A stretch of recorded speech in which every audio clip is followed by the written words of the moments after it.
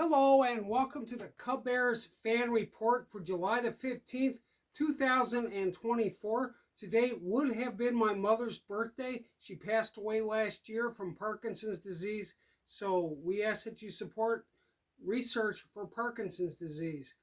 She would have loved to watch the Cubbears fan report. She brought me to my first Cubs game. I have fond memories of her. She's the one who told me who Ernie Banks was and took me to my first game in Wrigley Field. We took the L there from the north side. We lived on Northbridge Boulevard at that time in Chicago before moving out to Hoffman Estates, where I finished growing up.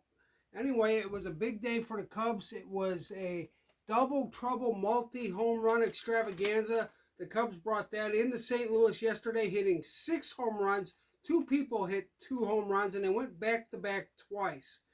Ian Happ and Christopher Morel went back-to-back, but before that, it was Thomas Nido and Pete Crow Armstrong going back-to-back, and Pete Crow Armstrong hit 2 home runs also for his second and third home runs of the year, and Christopher Morel's up to 18. Good pitching performance by Jameson Taillon, who's been pitching good. His ERA is only 3.10, and he's 7-4 in the season. Good pitching by Drew Smiley in relief, and then they brought in Jorge Lopez. Jorge Lopez was famous in a bad way and got DFA'd, designated for assignment, by the Mets after being thrown out of a game arguing with an appeal that didn't go his way from third base umpire. He thought it was a strike. Third base umpire didn't think so, and he threw him out of the game.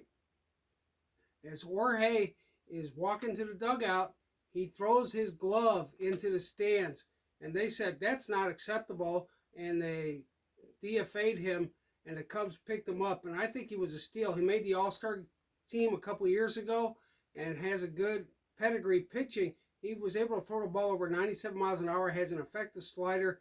I could see him being a closer. He closed out the game yesterday, and he throws strikes, and he can bring the heat, and he can throw a slider. So I think he's a good addition to the Cubs, and I'm excited for him. So I highlighted him on my picture collage today.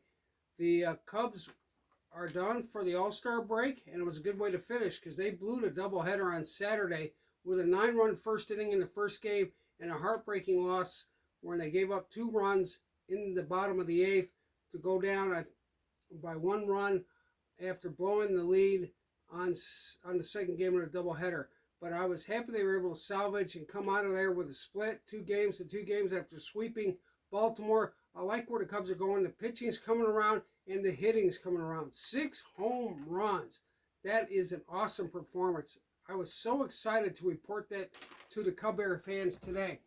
The Cubs will play again against Arizona at home at 1:20 on Friday, and the Bears training camp is right around the corner, and they've already sold out the free tickets. The best way to sell out is do it for free. So the free tickets are sold out. They're supposed to start with the first fan invites on the 26th of July, and the first preseason game is the Hall of Fame game on August the 1st.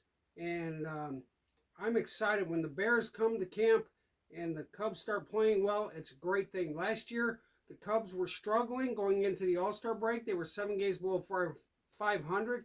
I think they're 4 games below now, but they're starting to make a run. With that great pitching that they have, you add some hitting to that, they are going to be a tough team to deal with. They just need to execute. They didn't execute well on Saturday, but they looked really good yesterday. So I'm excited for the Cubs. This is the Cubbear Fan Report. Like and subscribe, and if you don't like, leave a comment. It can be vicious. I don't care. I like the interaction. Cubbear Fan Report. Like and subscribe. July 15th, 2024. Happy birthday to my mom in heaven.